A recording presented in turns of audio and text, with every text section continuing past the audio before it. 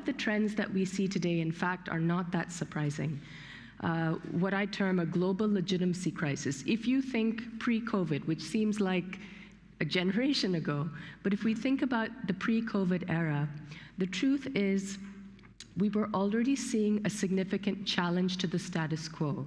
We were raising this question, or really questioning U.S. hegemony, even before President Trump took office, but especially when he did ultimately come into power and say that, it wasn't the U.S.'s responsibility to look after the world. It definitely raised this question: if it's not a U.S.-led international system, what is it? And again, pre-COVID, post-COVID, and after COVID, this question will still be there.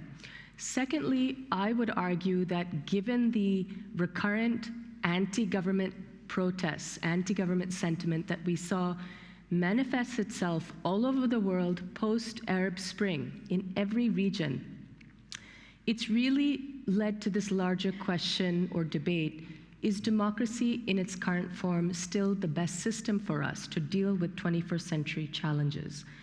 I would argue that perhaps there could be another phase to our political development that might be more relevant to what it is that we need. And is government at this stage still the major driver of change? What's interesting to note is that even pre-COVID, we saw the emergence of the non-state actor. As I said, citizens armed with tech challenging their governments, but also the rise of the activist billionaire. And I get questioned about this a lot. But whether we like it or not, in the last decade, and pre-COVID especially, we did see that more activist billionaires were speaking out about, well, often in reaction to President Trump's rhetoric and his policies, but they often were speaking out about automation, warning us that there is this looming cloud of automation that's going to lead to at least 20% unemployment in every country. And they went so far as to even suggest possible strategies. Perhaps we could introduce basic income. Perhaps we could tax AI firms because those companies will be the most profitable in the future. I think that is perhaps an indication that the nature of the social contract is going to evolve if it hasn't already. So not just citizen and government, but the activist billionaire. And that leads to the third aspect of our global legitimacy crisis that continues to play out: is globalization working for our global economy? We know that there's there was a citizen-led movement against globalization dating back to 1999, but in recent years, a significant populist, economic nationalist movement that hasn't really gone away. We just put it aside during the pandemic. So I think that will be significant. And lastly, and I think this is the most sensitive aspect of our global legitimacy crisis that makes up our larger global spring, this challenge to the status quo in terms of our values. Post-Cold War, democracy, human rights, these were supposed to be the values that guided us or guided the international community. But in a pre-COVID era, we already started to see, because of the rising trends in hate, in xenophobia, the evolution of extremism, far-right, Buddhist, Hindu, Islamist extremism, all of this evolved even before the pandemic. And it's leading to this larger question: do we have shared global values? If we did it originally after the Cold War, do we have them now? Are we globalists or are we nationalists? Do we care about the other? So I fear that this last aspect, this last social trend that has been with us for quite some time is probably the one that will keep being swept under the rug as we deal with other more immediate risks, climate change, economic crises, and so forth. So that's what I would like you to keep in your mind, this global legitimacy crisis that existed even before COVID. Then COVID-19 happened, and well, I think to a certain extent it deepened what we were dealing with already. We saw that we didn't, frankly, have significant leadership on the global stage. In terms of G7 and G20, in terms of superpowers, there was a brief period when we speculated that China had come to the world's rescue, With respect to COVID diplomacy or COVID bilateralism, obviously that had limited, that was short-lived given given the viability of the COVID vaccines from that country. It didn't save us. And I think what's interesting to note is during this significant, this pandemic period, this unexpected shock event, again, we saw non-state actors try to step in. We saw groups like the Millionaires for Humanity step up and tell governments, hey, tax us more, because that is the only way we're going to get out of this global pandemic. We also saw, again, we saw the reemergence of activist billionaires. Elon Musk, for instance, offered ventilators to certain countries. Jack Ma offered masks around the world. And although this isn't necessarily positive for democracy to have these non-state actors step in, clearly something has shifted.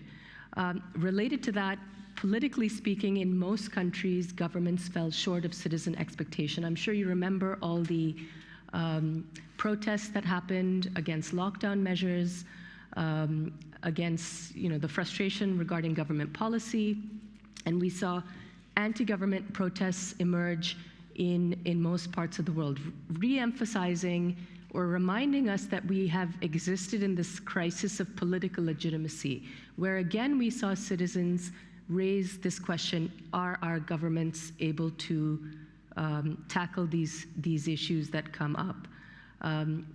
Could there be something better? It did, at least for me anyway, it led to this question, perhaps it's time to think about a new social contract that takes into account government limitations and recognizes these newer agents of change. For instance, as I said, activist billionaire. Thirdly, the COVID-19 effect on our economic crisis of legitimacy, it played out as well.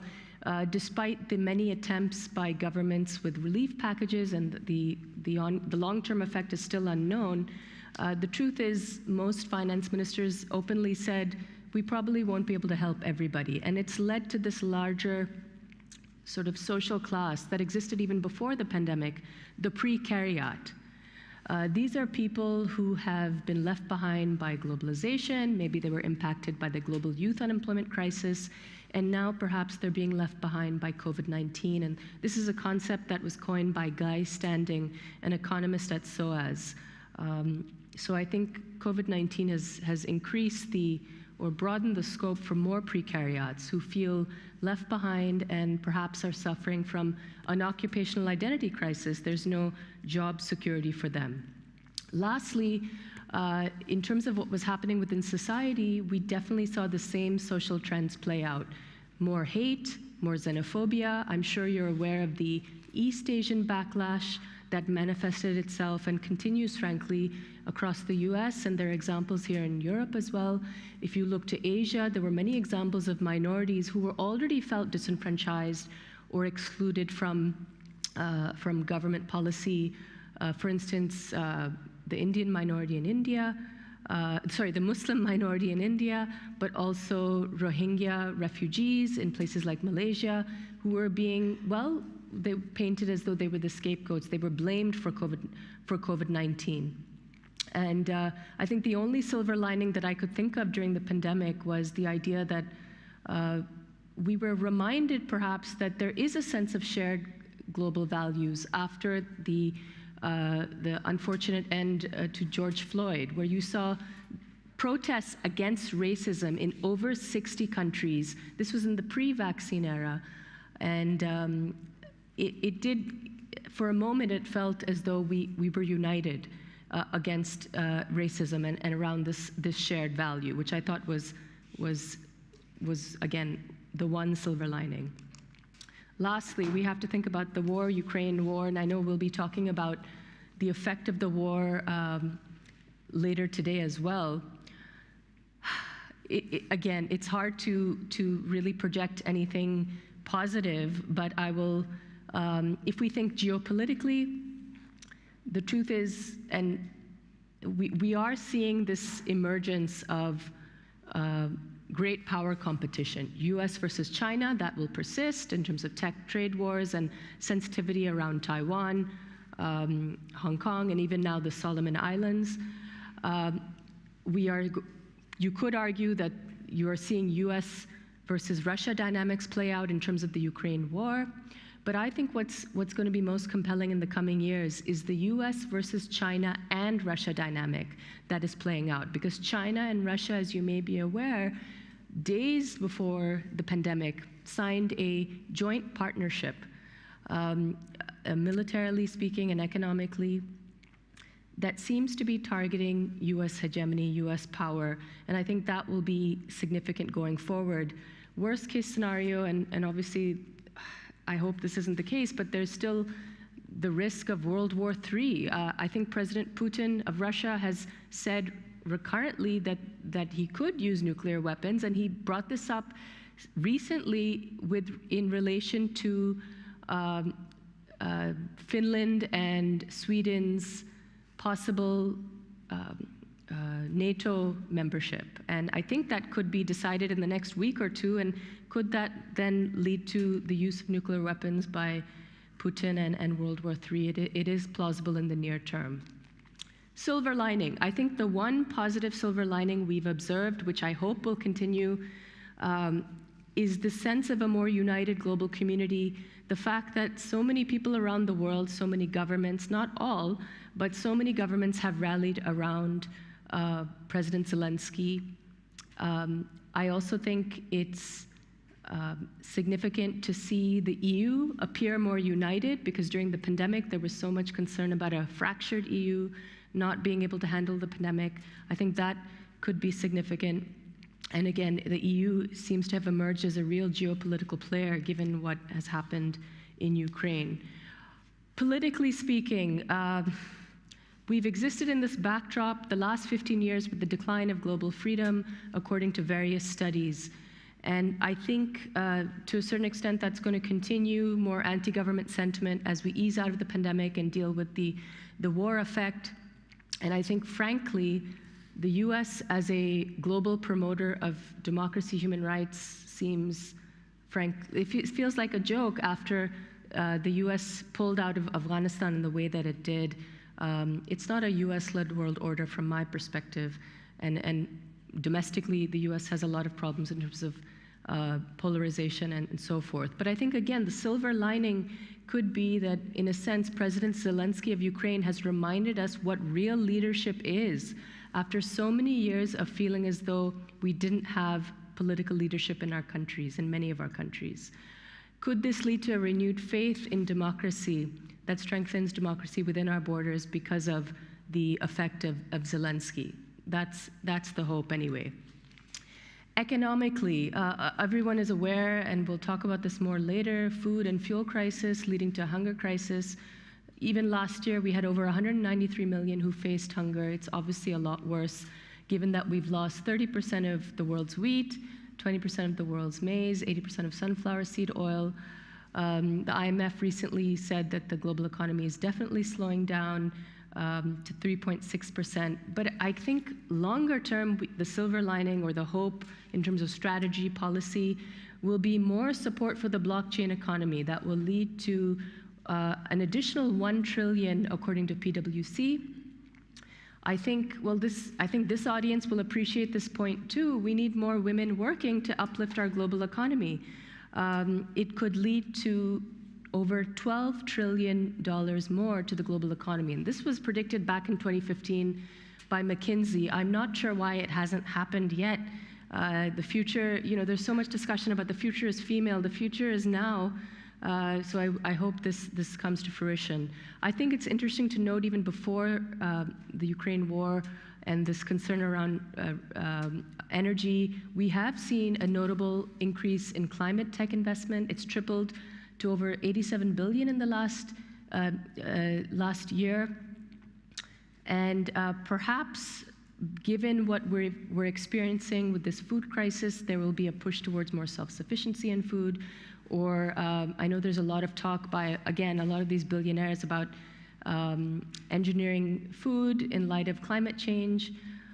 Lastly, we all know about the global refugee crisis. At the moment, it's about 12 million more refugees in the world, adding to 82 million who were already fleeing their countries before the war. I think one should be concerned about this growing discussion regarding selective empathy. Are we showing more empathy for Ukrainian refugees versus refugees from other parts of the world? That has been a recurring concern that's come up. There's also been a lot of bias in media coverage and how they portray Ukrainian refugees versus those from other countries. But again, a silver lining, we have rallied around Ukrainian refugees. We've given over 60 million in cryptocurrency donations. Many people have gone to Ukraine to fight alongside the locals. I think the question is, can we sustain this? Can we sustain this positivity, this sense of unity to deal with other challenges like climate change? I think that would be the best, that would be the optimal outcome going forward in a post-pandemic world. I have gone over time, so I'm going to leave it there. I'd love to take some questions if you've got any at this stage. First, give her a round of applause, please, ladies and gentlemen.